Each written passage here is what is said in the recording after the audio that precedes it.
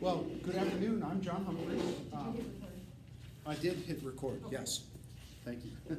I am the partnership director for Schools Cubed, and we do work with schools all over the country to improve reading outcomes. And I wanted to start out by finding out who's here with us today. Would you raise your hand if you're a teacher? And if you keep your hand up if you teach elementary school. Okay, so one of you. How about administrators?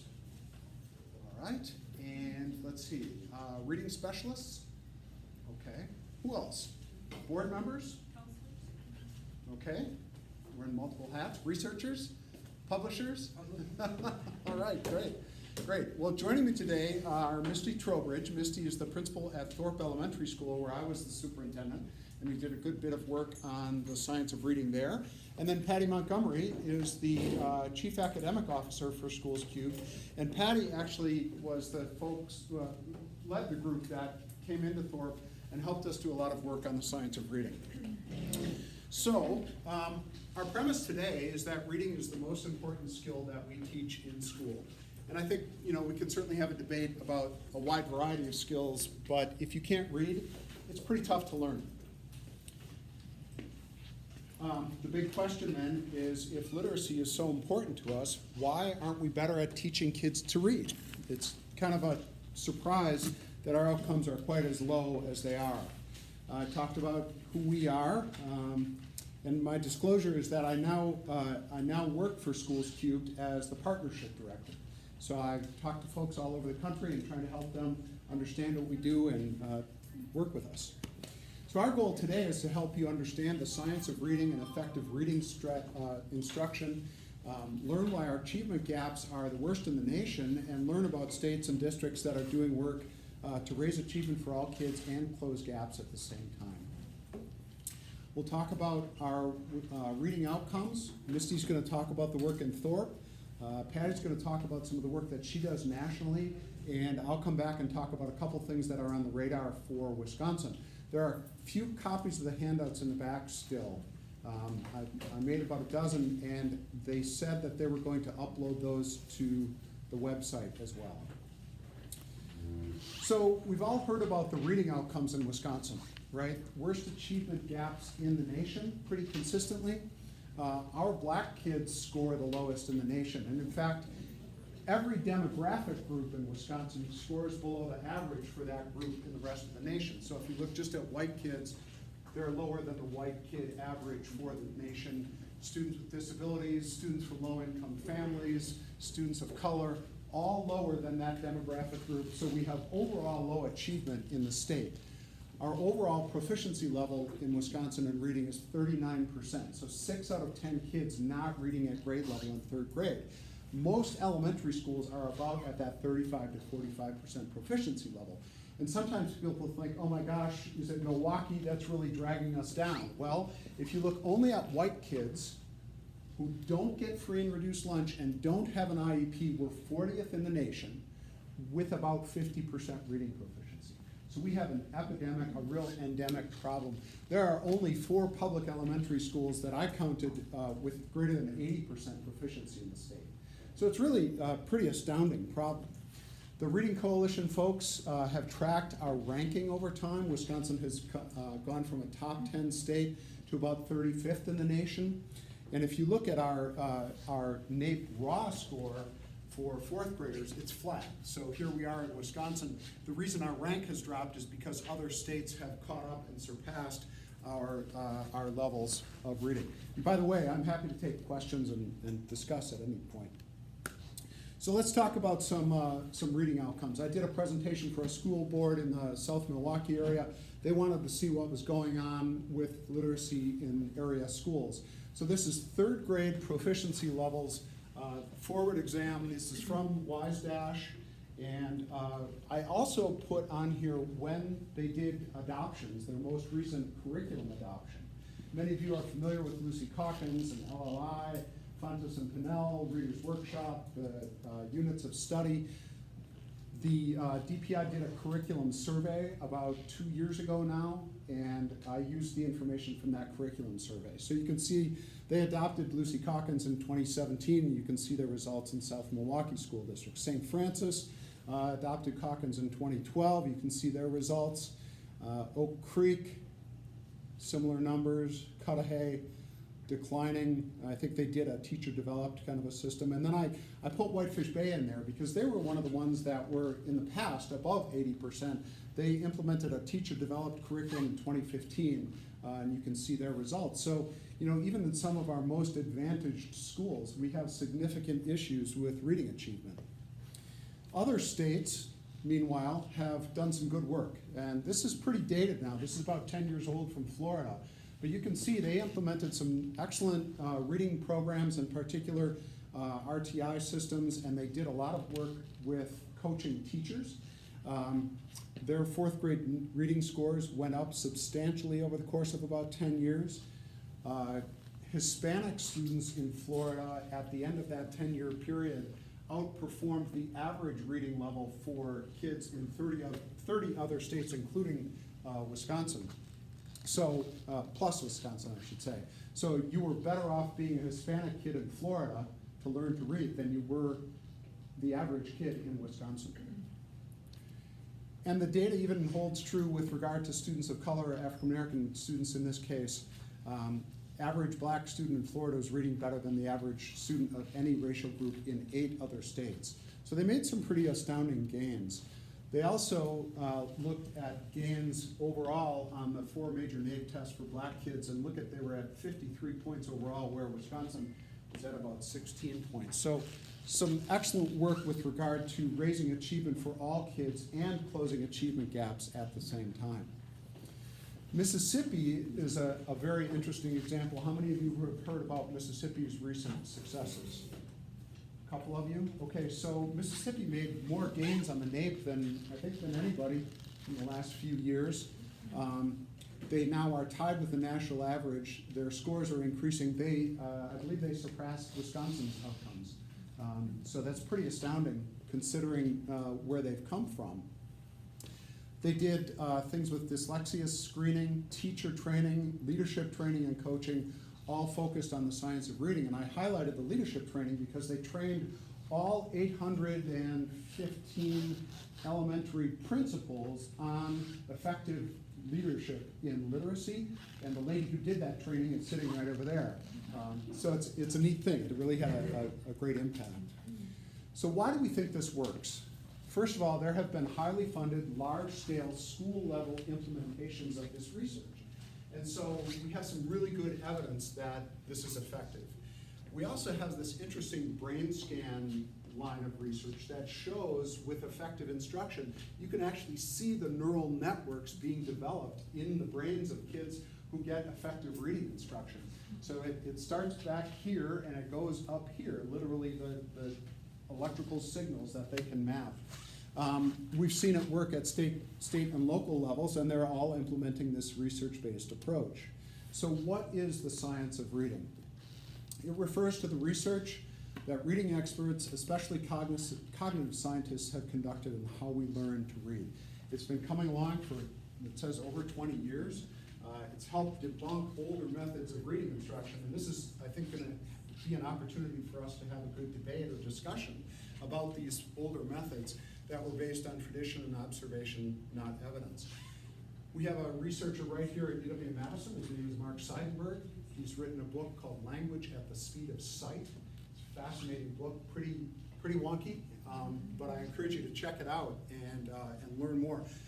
Why don't you share a little bit now? Let's, rather than John yammering on for more than 15 minutes here, what have you heard about the science of reading? And I'm going to ask folks just to share. I might even pick somebody. Somebody who's a teacher. Let's see. And you're a board member too, and a reading specialist. So what have you heard about the science of reading? So I've not seen like this body of research specifically, but I mean like in my own practice and like the different, I've worked in a few different schools the last few years. I mean it's all about just like the meta-discursive awareness piece, I guess, just kind of like integrating like everything is text, like what are like logical approaches to different types of text, and then integrating it into like a disciplinary model.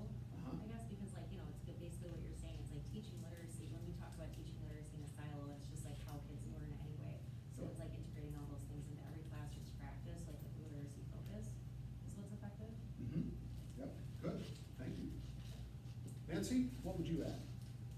What's your role, by the way? What do you do? I'm the superintendent Okay, for a school district. okay, I really don't know much about the science of reading. Okay.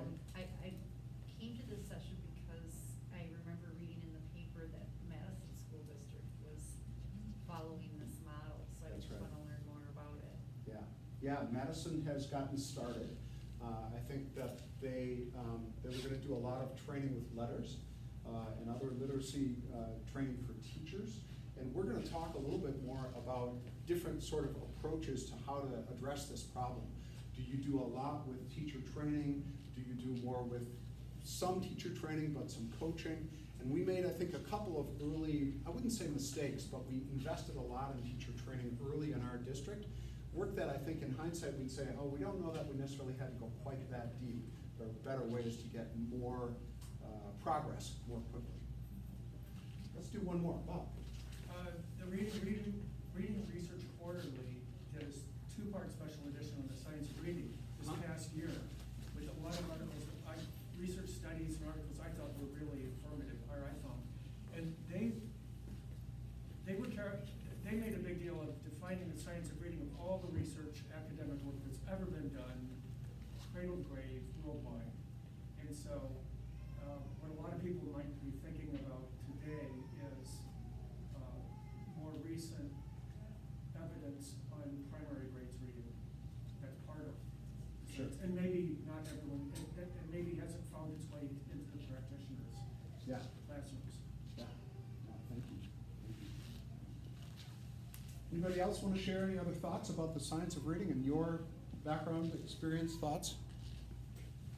Okay, let's keep going. Patty was worried I was going to run out of time, but you got me on. So this is kind of what we want, right? This is the articulated, successful model. First of all, classroom instruction that is sufficiently explicit and systematic. I'm going to come back and parse a few of these terms. With adequate time and materials to reach at least 80% overall reading proficiency. Okay, so remember, a lot of our schools are at like 35 to 40%, maybe 45. Rapid assessment systems that identify students at risk. Students who fall behind get immediate assistance. Their parents are informed as soon as we know that they're behind. Interventions are selected based on the strongest impact and are used with fidelity. We'll talk more about that term too. Progress is closely monitored. Parents are kept informed. If progress is too slow, students get even more help, possibly through an IEP. Boards and administrators monitor outcomes and allocate resources. And I would say that the best articulation of that in my district was when our school board started to monitor the progress, and I'll show you what I call the X chart. And they wanted to see implementation of science of reading going up and numbers of kids at risk going down. It was just the neatest thing. That's what they started to monitor, and then they became advocates for teachers to say, let's make sure teachers have as much support as they can to get this done. And all of our larger systems would be focusing on evidence. So let me go back here and talk about explicit and systematic. Look at that, I didn't know that was gonna work. Oh. Ooh, now I can- Nice. experimentation. So just with regard to explicit and systematic, one of the deficits of a balanced literacy whole language approach, I guess I can fairly say, is that teaching phonics in particular, but each of the 5 big areas of reading, so phonemic awareness, phonics, vocabulary, fluency, and comprehension, is not as explicit as it needs to be for kids to learn those things. In a balanced literacy system, you are intended to provide as much phonics instruction as is necessary for the child to make progress, but I think we've lost track of that. And it becomes incumbent upon the teacher to understand exactly where each child is and meet those needs, and that is a very heavy lift. And I think the data would show you that we're not effectively able to do that through no fault of the teachers, okay? That's just a very challenging thing to be able to do. So classroom instruction that's sufficiently explicit and systematic means we're directly teaching all of those 5 areas, and we're doing it in a systematic manner. so that we know which phonemes to teach before the next phoneme in a logical way so that children are able to grasp the information. And there's good research about that. Time and materials, 80% proficiency, rapid assessment systems. I think about STAR and MAP and some of the other assessment systems that I used as an administrator in the past, and we're talking an hour and a half twice for reading and an hour and a half for math, 3 times a year, and we're losing all kinds of instructional time, and then probably not very able to make a connection between that screening data and classroom instruction and changes in classroom instruction, or even to use that data to identify specific interventions that would be useful to meet a child's needs. So in our ideal system, we have rapid assessment systems that identify kids at risk and then further assessment to drill down into their area of need. Kids who fall behind get immediate assistance. It doesn't take months and months and months, right? Some of that assistance has to happen in the classroom, some will happen during intervention. And then we have interventions based on the strongest impact, not just things that are a good idea or interesting, right? But we've examined the research and we say for this particular need, here's what we know is the strongest intervention in that area. Progress closely monitored, etc. So when we look at this, did I do that right? Yes, I did. Why are Wisconsins so low? We've got some ideas.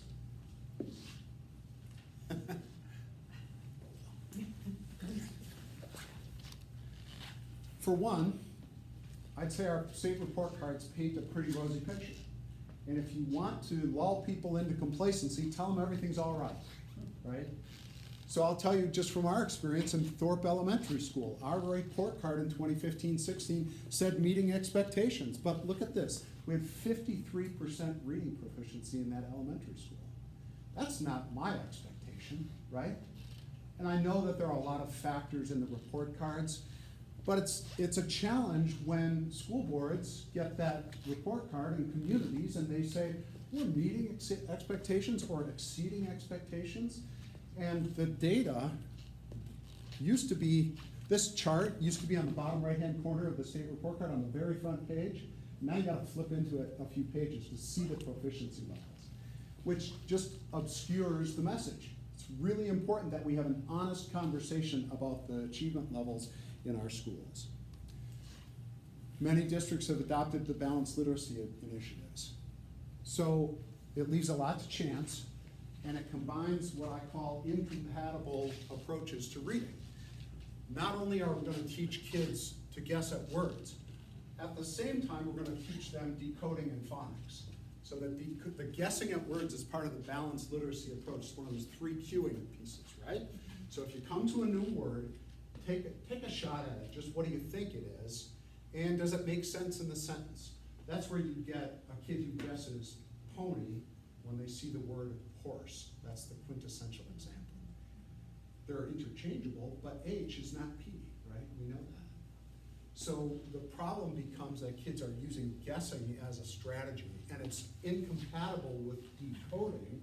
And if you're 11 years old or 7 years old and you can guess at a word and gosh, you got pony, that's pretty good, you're probably gonna go with that. But it doesn't equip you to learn to decode words. That's gonna be the strategy for the rest of your life. Our adoption of Common Core minimized the role of basic reading skills. The early reading standards were put in the appendix of the initial Common Core guide. And that really minimized the importance of foundational literacy skills, in my estimation. I'd say the recent first is better. That's the foundational reading skills tool, right? So there's some progress there, and I'm glad for it. We also have teacher training programs that have not emphasized scientifically based reading instruction. So we've got the Foundations of Reading test, which is a knowledge test for new teachers about the science of reading. And we have pass rates anywhere from 30 to 70% in our schools of education. So students are coming out of college without the foundational understanding of how to teach reading and how kids learn to read. It's a real problem. The National Council on Teacher Quality finds that few college programs are teaching the science of reading. And what did we find today, Patty? We're looking at the NCTQ data. It was right about 50%, but the standard across the country is 4 out of 5 of Of the big five. So I mentioned the big five of literacy, phonemic awareness, phonics, vocabulary, fluency, and comprehension. Those come from the National Reading Panel in 2000, I think it was. And so the NCTQ analyzed whether the training programs were training in each of those 5 areas.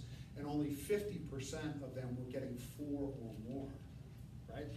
50% of colleges in the United States, and Wisconsin falls into that range, teach 4 out of the 5 standards, which gives them an A. However, that's misguiding as far as an A, because you can't teach 4 out of the 5. That's incomplete. That's not teaching the full view of how to teach children. So I'm going to pick on Misti here for a second. I'll be done in just a couple minutes.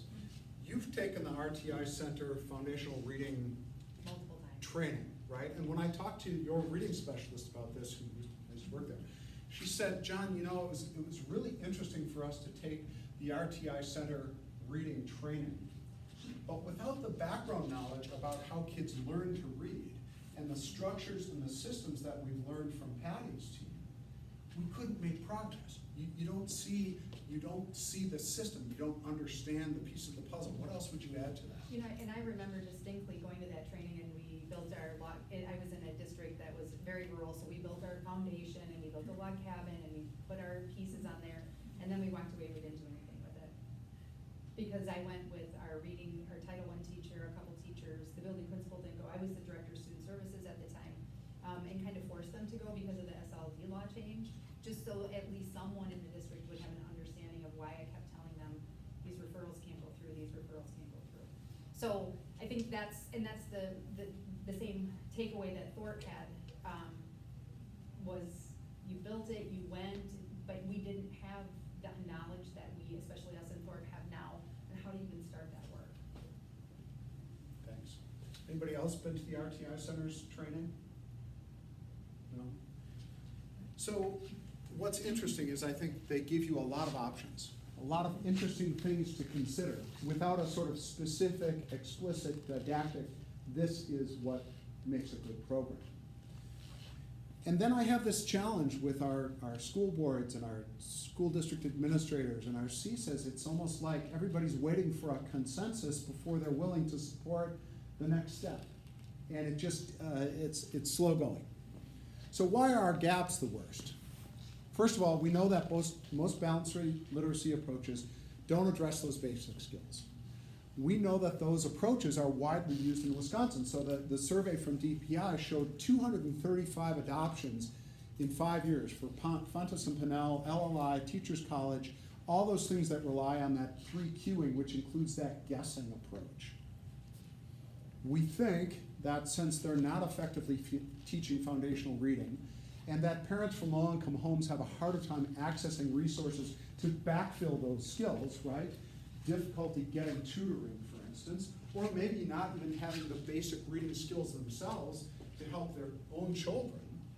And students of color are mostly concentrated in Wisconsin in a few urban districts that are not using explicit systematic instruction.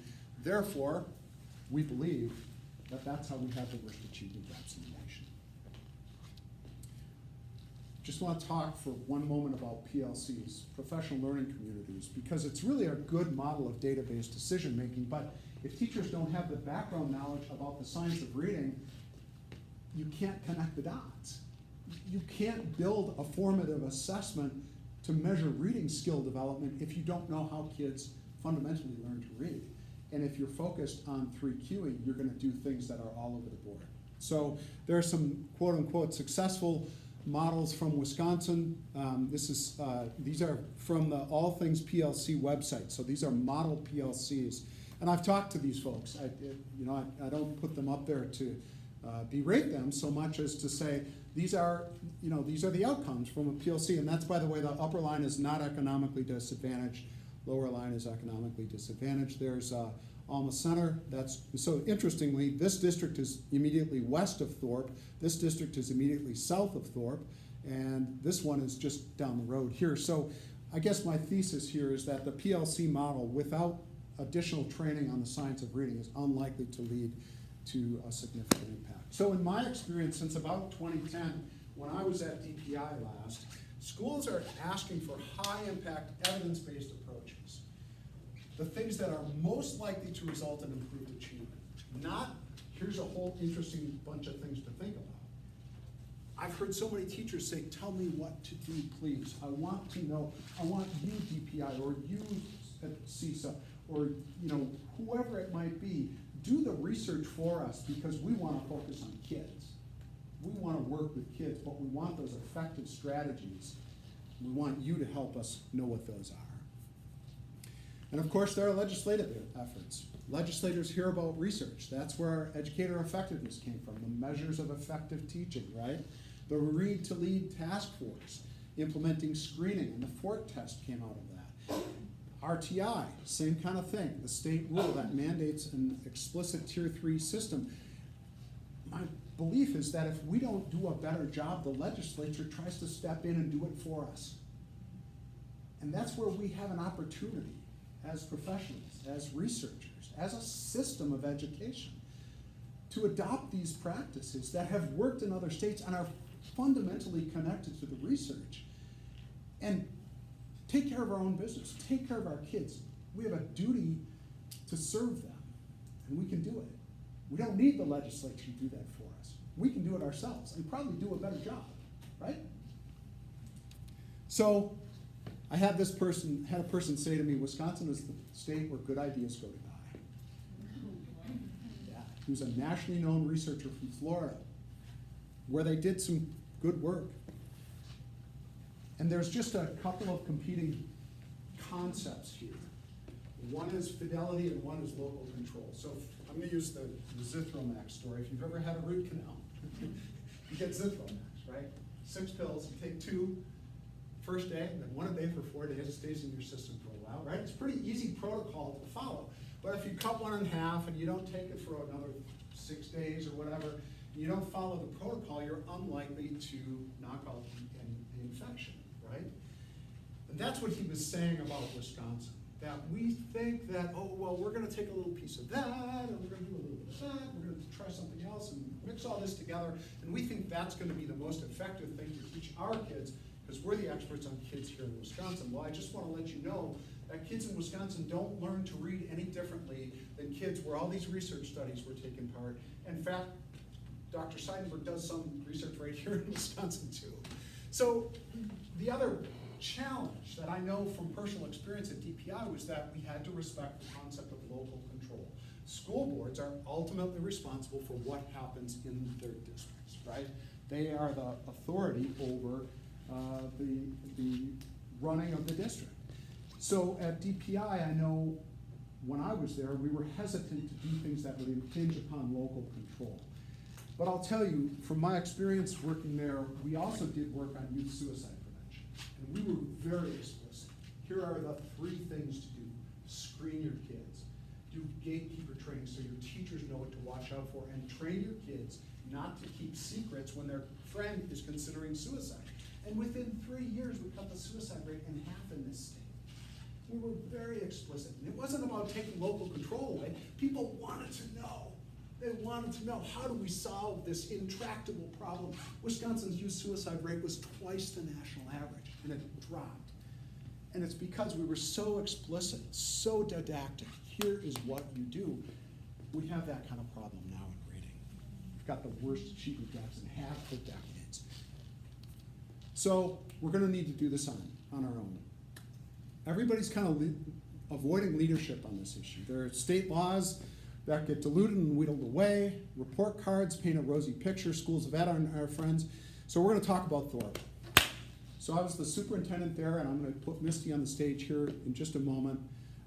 We started with awareness building. I put that report card on the board and talked to the school board, and I said, it's good we're meeting expectations, but let's talk about the level of proficiency, right? Are we satisfied? Are we meeting our own expectations?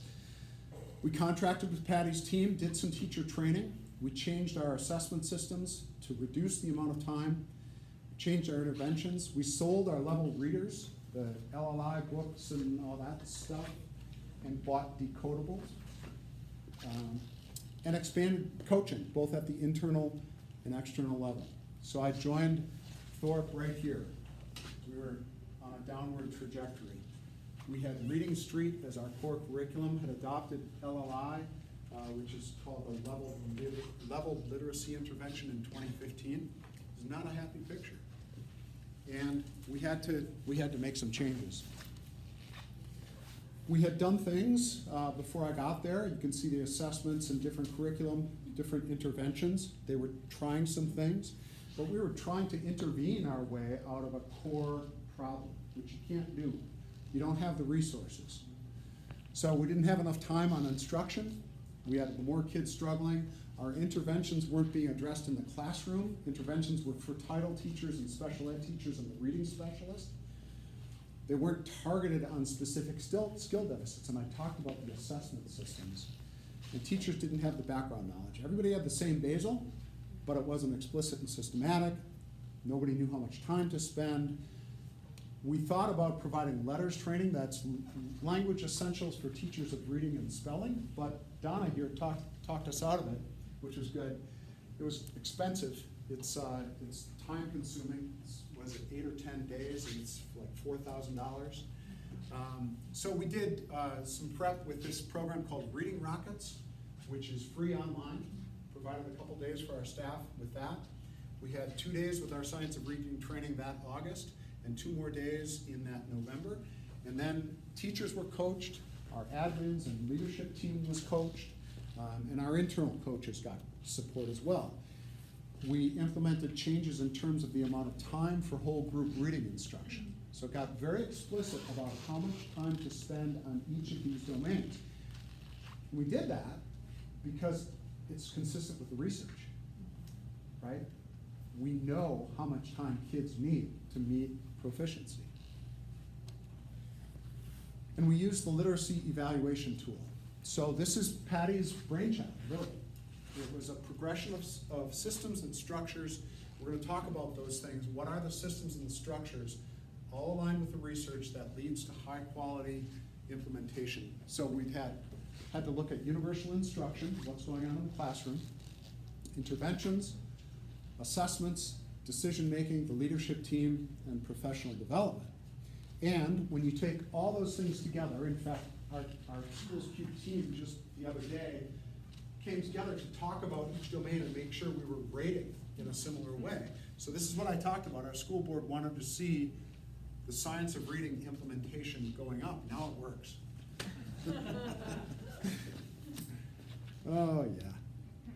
So our Science of Reading implementation was going up while the number of kids at risk were going down. And the red line is grades 2 through 6 in fluency, green is 2 through 6 in comprehension, orange or yellow is at risk 4 and 5K at grade 1. You can see we had some, during COVID, it dropped off, it got a little worse, but they continue to make good progress. So that's where Thorpe stands now. In 1819, we don't have a lot of students of color in Thorpe, but we do have students who are getting free and reduced lunch, and you can see their rates of progress were really very similar to their peers. So what we've got is this sort of systematic problem. There are resources to help us overcome it. There's awareness building that we can be doing. It's a challenge though, and Misti's going to talk about how they did this at Thorpe Elementary School over the past 4 years. While you come up, any specific questions about the stuff? Do you have any information on like what social, emotional, or behavior intervention pieces were kind of couched in with this to support that focused time and instruction? Sure, the question has to do with social and emotional supports and interventions that go along well with this type of implementation. And I'm going to turn that over to you. The best one is a great welcoming environment for kids so that they feel successful, and great teaching materials so that they feel successful. Like, I'm just curious, like with the data that we're presenting here today,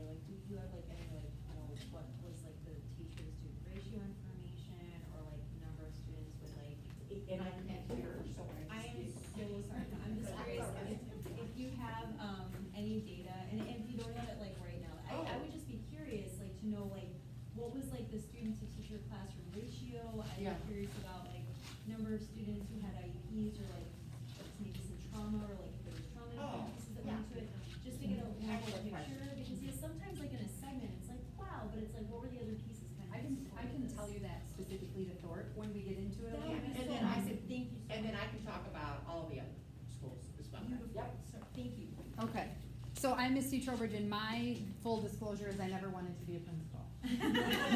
So when I started, my career as a special education teacher in the school district of Chippewa Falls, I got my master's in educational leadership, became a director of student services, worked for CISA 10 for 5 years. And then Thorpe had an opening for a part-time student service director, so I worked out a deal and then was split between 2 districts. So that was my, that's how I landed in Thorpe as the director of student services. So my year 1, I was the director of student services. I was there 3 days a week, and John already kind of covered some of this. So we did our professional development in August and November. We also that year contracted with Schools Cubed. And our PD was intense. We had Susan Nettie come up from Best Practice Associates out of Louisiana, and she really did that foundational reading building for us. And John had said maybe we spent too much time on the PD, but I truly believe for our specific staff, that's where we got our buy-in. Once we laid that foundation of how reading is taught and what the pillars are and what that looks like, our staff, probably I would say 50% of our staff bought in right away. And then we had those people that were hanging on the back of the bus. We had to structure our RTI system, for lack of using the MTSS, which is the multi-tiered systems of support. We had to structure that. We didn't have that in Thorpe, so this was the first year that we really sat down and we looked at our data. We used FastBridge. We made that switch over. We used FastBridge that first year, and then we started building the foundation for what now has become very purposeful data meetings. My battle as a director of student services started in 2013 when the SLD law changed.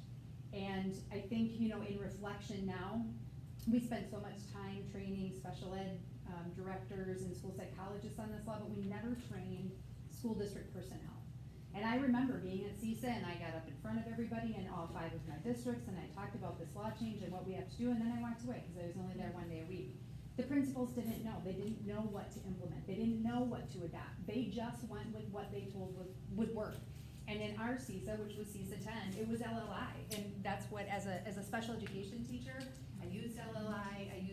I was fortunate enough to be trained in Norton Gillingham in my career, so I at least had that foundational piece before we got started. So our journey in Thorpe has not been a smooth journey. So year 2, we had a change in building leadership. Enter me. So I was there. I got called into Mr. Humphries' office. We had a very unfortunate situation happen mid-July where our principal had to resign from his position. I was not, like I said, I know what principals do. I did not want to do that. That's a lot of work. I liked my student service job. So I quickly enrolled in a program, finished in December, and we hit the ground running. So now we're in year 2 with working with Schools Cubed. So again, that first year was really about the 5 pillars. We dug into our curriculum, which was and is extremely outdated. I saw Pati, the first thing she said is, where are we on that curriculum adoption? We're moving. So we really started digging into that curriculum because that Basel is put together, so much information in there. So we had to pull out the pillars. We had to connect. We had to create a lot of stuff. And once we did that, our teachers really started to see a difference. They saw a difference in their practice. We brought in Hegarty because our phonemic awareness pieces were very weak, and we use Reading Streets very weak. So we supplemented to that, and I am proud to say as of at the end of last school year, we are working our way out of Hegarty in 3rd grade. Our 3rd grade teachers no longer have to teach phonemic awareness, which is really kind of sad that they were. So we're excited to be moving on to that. Tell them what Hegarty is. Hegarty it's a curriculum for phonemic awareness, to develop phonemic awareness skills. It's quick. And the stuff that we've implemented, easy, quick hitters. So our teachers spend a few minutes a day going through their Haggerty, and they love teaching it, and the kids love doing it. So our data meetings, we really had to start from the very ground up with our data meetings. We had to build a team, and I got very fortunate with the people that just kind of filtered to the top. So I have a phenomenal team of a school psychologist, our reading specialist, our reading teacher, our speech and language clinician joined us the second year, and she has been a huge asset. I cannot tell you enough, or stress the importance of having your speech and language clinician on a team like this. It has never really happened in the districts that I've been in the past, and she has become kind of a force on our data team. Again, we had 50% of our staff. Year 2, we probably had 80% of our staff on board, and we had to start having some really, really difficult conversations. We had difficult conversations with extremely veteran teachers, 33 years in first grade. I had to tell her, if something doesn't change, I can't have you teach first grade anymore. It's too critical, and the kids are not growing. She wasn't buying in. She was on her way out. So I just said, you're in a position where you can retire. Mr. Humphries and I had a conversation with her, and I just said, if this doesn't happen, then I have to move you to a different grade level, and we have to put somebody else in that position. She was just this big-hearted grandma, and she fed answers, and her test scores looked phenomenal, and they get to second grade, and they were horrible. We put very veteran teachers on improvement plans and had someone resign mid-year because he refused to go on an improvement plan, and it was just because they didn't want to do the work. They've been doing this work for 30 years. This is something that's going to come and it's going to be gone. You know how education works. It's going to be here for a while, and then it's going to go away. And I'm here to tell you, in Thorpe, it's not going away. We are rolling and humming. So I was blessed to have John to have those difficult conversations with and to actually take action. And we gave, had some incentives for people that could have retired but weren't sure, and just to help them make a better decision. We really started that year digging into our next steps report, which is done by Schools Cubed. So Schools Cubed comes to our district 3 times a year, and they do an evaluation on our system. And those are the domains that they're looking at. They're looking at universal instruction. They're looking at our interventions, our assessments, our school leadership team, professional development, and the database decision making. So when John showed you the graph, our blue line going up is our proficiency on the Schools Cubed domains. When we started, we were at a dismal 7%. 7% of our systems were in place. We're very proud to say that we are up to 80% now. And like John was showing you, as our proficiency has increased on those domains on the next steps report, the number of kids that need interventions is going down. So we are now way more able to respond to students who need interventions, and we have the tools to, because of the assessments and the intervention and our decision-making process, to provide the right intervention to the school year. So 2020, 2021, we had a change in district leadership. So now year 1, a principal, year 2, a new principal, year 3, new superintendent. So we continued our work with Schools Cubed, thank goodness, because they were my inspiration. They pushed me.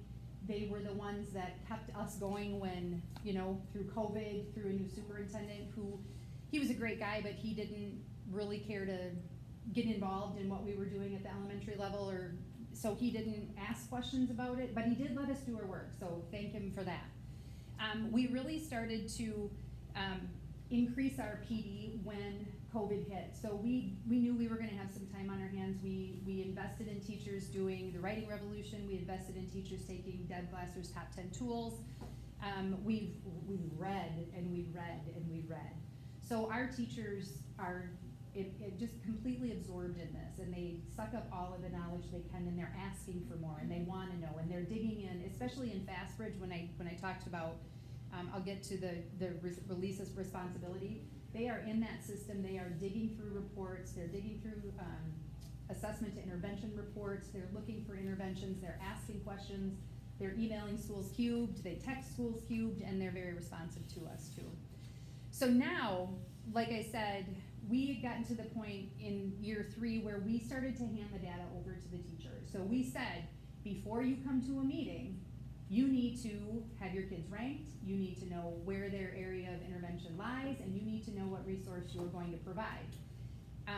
for the majority of your students. We take our, our tier 3 kids, where our reading specialists are seeing those students, and we have those conversations at that time. So we, as a data team, we review all the information. They come in, we have our data meeting, we're making sure everything's in line. Our meetings are quick now.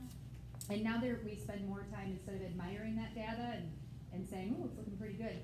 Now we are very kid-specific on what this kid needs because this is the deficit, or do we know what it is, or do we need to dig deeper? So then we'll probe further. So that handing off that responsibility has been a huge monkey off our data team's back because it's ownership. They're providing the interventions. Our Title I teachers are seeing fewer kids than they ever have. I mean, in my past, if a kid didn't reach a certain level, and we used, cover your ears, Patty. I'm embarrassed to say we used the 20th percentile as like, if they were above the 25th percentile, we didn't intervene in the schools that I worked with prior to coming to Thorpe. And once they hit the 25th percentile, they're out of title. So, I know. Ugh. Now in Thorpe, we use the 50th percentile before they're going back to the wild. So the teachers are taking on that responsibility. They're providing tier 2 interventions. Some of them are even providing tier 3 interventions, and we do this based on the structure. So we had to completely redo our master schedule. That was part of one of our next steps reports. We use that prescribed how many minutes we're teaching each component. Our teachers are prepared. We had a teacher that created slide decks for every pillar. They use Google Slides, and they transfer that information to the students. We are constantly referencing learning targets. We are goal setting with our students. And I would say in the last year, that's probably made the biggest difference to our students is they know where they need to be. And we talk about that goal and getting better every time. And when they hit their best goal, then they come to see me, and we have a little celebration, and we give them a certificate. And we've made it a lot of fun for them. And now our students are bought in. Our next steps are constantly refining our practices. So now we're to I would like to call them the really hard to get points in the Schools Cubed domain. And the lovely part about working with Schools Cubed is they work with me. They're really my coach, and then I take that information forward. I can't do it all, so I have my team behind me. We sit down with Schools Cubed, we go through that next steps report, we know what we have to do, we look at the rubric, and we're constantly striving to get better. So we were probably the only school in the state last year that was disappointed we didn't have a forward exam. So we were very, very excited this year getting the forward exam. And I'm sharing our 3rd and 4th scores with you this year because these are the 2 classes that have had the science from start to where we are now. Our 5th and 6th grade, we had some really crazy factors in 5th and 6th grade. Like we had this school year, we had 3 brand new teachers in 5th grade, so they're just learning the science. And those scores aren't as impressive as they're in the 20 to 30 percentile proficiency. So we were 36%, and our 3rd graders were up to 41%, and our 4th graders are up to 48%. So is this making a difference on proficiency on the state test? You bet. Our next steps now will be to really dig into that information from the forward exam and figure out where we need to refine. It'll be interesting for us, especially for me, to see the difference between the reading pieces and the ELA pieces as far as where we're headed with reading. So year 4, the beginning of this year, another change in district leadership. So this, hopefully we find a little stability. The first year that we worked with Schools Cubed, we had a consultant from Missouri who came up and spent time with us in that year 1, and our staff fell in love with her. She fell in love with Thorpe, and I am so excited to tell you that she is now our superintendent. So she has transplanted from Missouri to little old Thorpe to help us grow even greater. And she comes from one of the lowest performing schools in Missouri to one of the top performing elementary schools in Missouri. So we're really excited to have Angie Hanlon as our new district leader and hope for greater things to come. So what I did, as soon as I found out about ESSER funding, I hit the ground running. I went into our superintendent and I said, I want this, I want this, I want this, and I want this. And he was on his way out and never told me no, so I got it all. So we made some pretty bold moves. We will adopt new curriculum this school year. And I think, you know, our staff was really the reason we didn't adopt for, you know, we had COVID, so we pushed it off. And then this year was like, well, we're recovering from COVID, we're in and out of school, so we just decided, you know, I either keep them or I'm gonna lose them. So we decided to keep it, but they know, non-negotiable this year is we're bringing in new curriculum. There are no ifs, ands, or buts. So we are gonna use our ESSER funding to adopt curriculum. We moved our reading specialist into an instructional coach. We also extended another contract with Schools Cubed, because what I've learned in my CSA 10 travels is instructional coaching is fantastic if you know what to do as an instructional coach. And I went through instructional coach training through the state. And when I sat there and I'm supposed to do this series of inquiry so the teacher comes up with the right answer, I thought, if I ever coached one of my basketball teams like this, we'd never win a game. If I kept asking those girls, how are you gonna play defense? Now, why would you think that? So we are gonna move forward with true coaching. Our teachers don't wanna spend time going through inquiry. They don't wanna answer questions and answer questions. They wanna know, what did you see? What do I need to do? How do I need to do it? And model so I know I'm doing it right. So we're gonna bring in supports for our instructional coach, so she feels that she's supported and she's getting feedback as well. We're gonna we continued our work with Schools Cubed, actually extended that work. Now they'll come in to our district through high school. And then we'll look at more PD from Angie. She's gonna do some. She's also very connected to the reading world. Our first presenter this year is from I can't remember her name, from the Reading League. Laura Stewart from the Reading League is coming to Thorpe. So her connections are just gonna help us grow even more. I think, does that cover it? Donna was on the journey year one. Patty's been on the journey with us. You know what, I think for me, the battle I always found myself in, being a director of student services, special education, was getting student referrals and saying, it doesn't meet the criteria. You can't use material that's not going to show growth. So I'm the SOB in CSA 10 because I kept saying no, but I had to because it didn't meet the requirements of the law. With what we're doing in Thorpe, I can honestly say in Thorpe, our referral rate has gone down significantly, and we are truly intervening the right way with the right things, and they're not from a box. We didn't, other than Boost and Blast and Language Live, that's the only packaged material we use. Everything else that we use is research and evidence-based, quick hitters.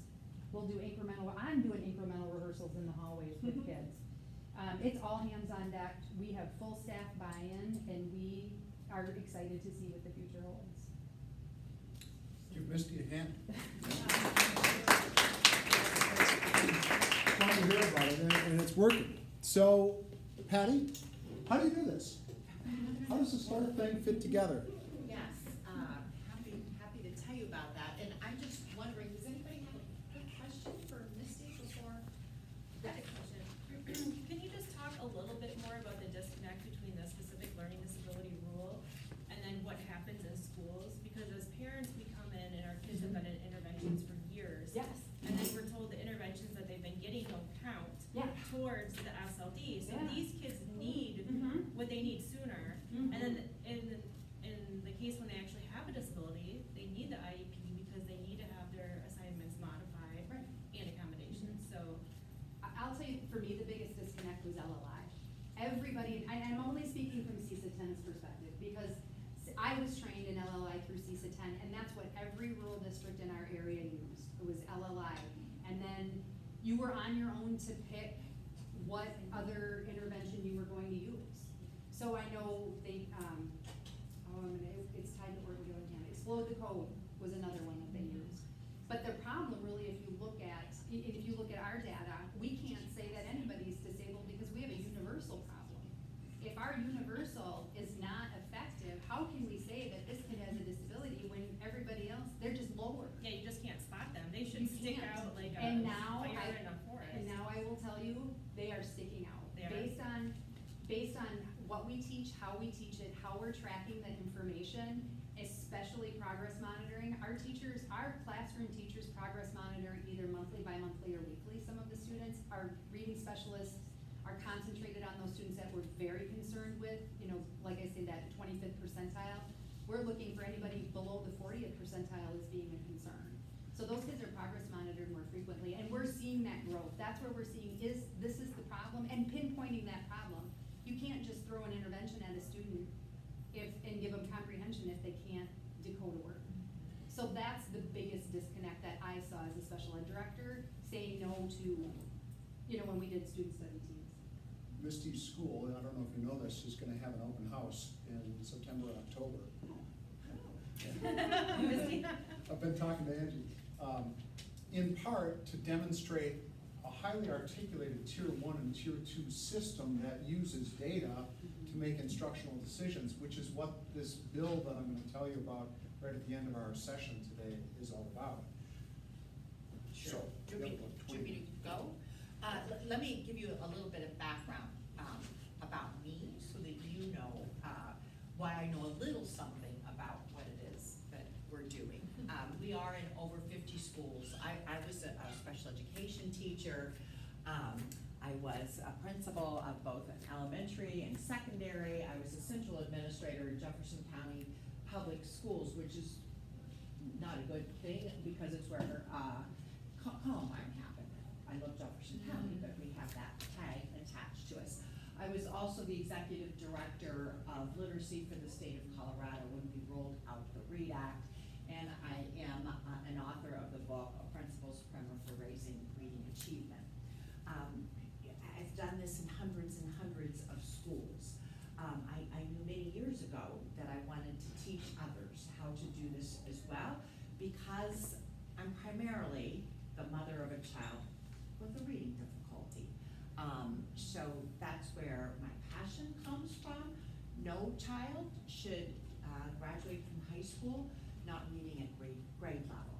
And we know from the research that 95% of all children can read at grade level. So for us to continue to perpetuate this inability for kids to read isn't okay. So that's where this comes from. As I said, we're in over 50 schools. I'd like to talk about your question, and I don't mean to point, but we are in rural, suburban, and urban schools. So many of our schools are 100% free and reduced lunch in all of the marginalized categories that you could possibly imagine. So one of the things, again, that I believe is what turns children around is for them to be successful. You cannot walk out of school on a daily basis by being beat up by not being successful. There's nothing more that does to your self-esteem and your social and emotional well-being than being not successful. So if we can teach every child to read, what an opportunity we're giving them for all of their lives. So we have worked with over 1,000 children across this country, just as part of Schools Cubed Connections.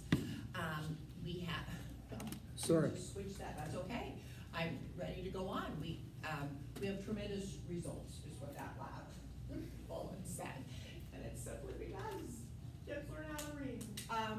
So here's one of the interesting things that's going on in this country, is that we are spending so much money on professional development for teachers in literacy, in the science of reading, which you can imagine I'm absolutely all about. But here's an interesting little tidbit that often we don't look at. And so we want an effect size of 0.40. That's equivalent to about 1 year's growth. And if you know the work of John Hattie, you know that he continually measures that to see where different instructional strategies are. Interestingly, how much teachers know about the subject matter has an effect size of 0.11. Holy cow. And by the way, that's up from 0.09 when he first started doing his research. So what we know about our subject matter isn't as nearly as important as how we teach our subject matter.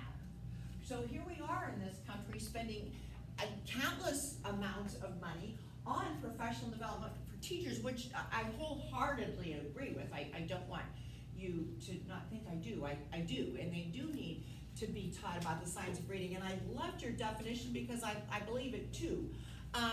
But what's even more important is how they teach, as I said, and we believe in a method called explicit instruction or direct instruction, which has an effect size anywhere between 0.57 and 0.76. So even if you know lots about literacy, if you're not doing it well, it doesn't matter. So we also believe in effective use of data, just like Misti was talking about. We believe strongly in PLCs. However, most current practices out there say that we need to be asking these 4 questions. What do we want all students to know and be able to do? That's legit. How will we know if they learned it? That's legit. How will we respond when some students don't learn? The word some in there just gives me a tizzy. And then how will we extend the learning for students who are already proficient? But look at this, that's inadequate. Because what we need to be asking in every single PLC is this question: are all students growing? Every single child. Every single child. And if not, look at that, I get so angry that I come up with, John couldn't do that, I just want to point that out. And if not, who is not? I want names. I want names of any child who isn't growing, because we want to make sure we're doing something about every child who isn't reading proficiently. And then what do we do about it specifically for any child who is not increasing reading? So we make sure that schools analyze data on the foundational skills, because as it turns out, it's the foundational skills that ensure kids know how to read. And if a child cannot read in 4th grade, then they cannot access the standards that we put in front of them. That's just all there is to it. It's really just that simple. That's how we get from 35% in this country of students proficient to 80% of them being proficient. Quite frankly, I think it should be 90. So we need to look at every student's growth in order to do that. Every single child, as I said, we need to look at that every 4 to 6 weeks, not 3 times a year, but routinely. John, can you go to the next one? We do that. We also do something called the literacy evaluation tool. Misti talked a little bit about that. But the literacy evaluation tool looks at all 5 of these components, because here's what I have to tell you. Again, it's not just about teaching.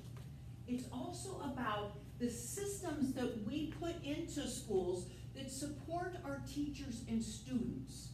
And those systems and structures are, again, just as important. And let's just stop and think for a minute, who is it that puts those systems and structures into place? It's not teachers. It's the principals who put them in place. That's why Misti was here to talk to you about it. So a bit of the premise of what we're doing in making sure all kids are learning to read is incorrect. It's only, quite frankly, half-baked. Yes, we need to make sure that they know about the science of reading, but there's so much more to it. So just as a quick example, because many people don't know what the difference is between a system and a structure. A system is that belief that all children can read. Well, so what are those structures that support that? Well, data analysis, making sure all kids are growing adequately, making sure we have interventions. That's what supports that system of believing that all children can read. Highly effective professional development, no one would disagree that we need that as a system in our schools. Well, how do we do that? Well, we need instructional coaches. We need ongoing professional development that's aligned to what our data is saying our children are doing. Looking at data to give teachers professional development. What a concept, and on and on. So let's go to the next one. This is an example of, and I know you can't read that, so I'm going to tell you what that says. So what we do is we do basically what Misti has in and we coach principals on how to set up those systems and structures that we talked about. And then, the most important thing is, how do you, principal, provide instructional feedback to your teachers so that you can properly implement the science of reading? How do you, principal, set up those systems and structures so that you can support teachers in the science of reading? And why do we do that for leaders? Well, this is my favorite research of all. In February of 2021, the Wallace Foundation came out with the research that they've been working on for over 2 decades. And it's the research with principals. What is it that highly effective principals do? Well, as it turns out, they set up those systems and structures that we've just talked about and very much align with our work. So I will tell you that we do tackle the science of reading and the implementation of literacy differently than most people do because we work with the principal. It's more long-term. So, is this what's still me? If you, yeah. This is one of our schools. In fact, Thorpe, Wisconsin now has this superintendent of this school, which is one of our schools that was featured in Ed Week. And this, if you haven't read that article in Ed Week that came out December of 2020, I believe, I strongly encourage you. It's more than, the science of reading is much more than just phonics instruction, although that's a huge part of it. It's many other things as well. And this is their results, and now Thorpe is lucky enough to have that person as their superintendent. Any wrap-up comments on that before I cover what's coming up? Yes. What was the book you wrote? Oh, a principal's primer for raising reading achievement. Fantastic. It's on the first or Fantastic second resource. slide. It's my new Bible. Oh, but you don't have the I don't slides. have the, So, thank you. I saw it on Amazon the other day, a used copy for like $125. Yeah, watch it, Amazon will get you. So you have, there's a handout in the back, there should be enough for everyone. There was a motion to allocate some funding for this work. And there's $5 million available, $300,000 for Pati's Leadership Training Institute. It's 2 days in the fall, 2 days in the winter, and 2 days in the spring. The funding has to go through the CISAs, and each CISA is eligible. It's exactly what you're hearing she's been doing with Misti and team. I'm hoping to meet with the CISA administrators next week to tell them more about what this looks like. And they're working with DPI to get the application process put into place. The other thing that funding was allocated for was the auditing, planning, and coaching. So that coaching cycle that Pati talked about, it starts with an audit where she and her team come in and look at the literacy programming that's going on, make some suggestions in terms of a plan, and then provide coaching for implementation. Each of the CISAs has to apply for that funding and be willing to accept it, and there's funding for at least a couple schools for this coming school year. So I'm hoping that we can get this moving as quickly as possible. We'd love to work with schools. We also have an Assembly Bill 446. So that was an administrative rule. The LD rule was an administrative rule for Tier 3. AB 446 is really a mandate for Tiers 1 and 2. So it talks about improvements to screening systems, defines at risk as being below the 25th percentile, which is in a lot of places a lot of kids. Parental notifications, intervention requirements are more strict. Once again, I see this as legislators stepping in when we haven't been taking care of our own business in schools. They feel as though this is the way to improve reading outcomes, and frankly, what Misti's got going on is exactly this. It shouldn't take legislation for us to want to get this done, right? And the research is all there. We know how to do this. We can do it. So, you know, whether we need legislation to make that happen is, I think, a good and reasonable question. But I wish we'd have started this 10 years ago, because we could have been doing it. So what can you do? First of all, Donna here started a Facebook group called The Science of Reading What I Should Have Learned in College. She now has 102,000? 108,000 people, members of that group. There's a group for Wisconsin. There's a group for administrators. I encourage you to join that. Emily Hanford is an American public media reporter. She did a podcast series called Hard Words, and it really covers this in a neat amount of detail. We could talk about a lot of different books, Proust and the Squid. What was the one you were talking about?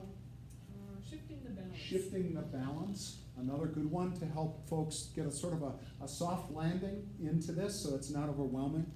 I'd encourage you to grab one of those handouts from the back, talk to your CISA about this funding.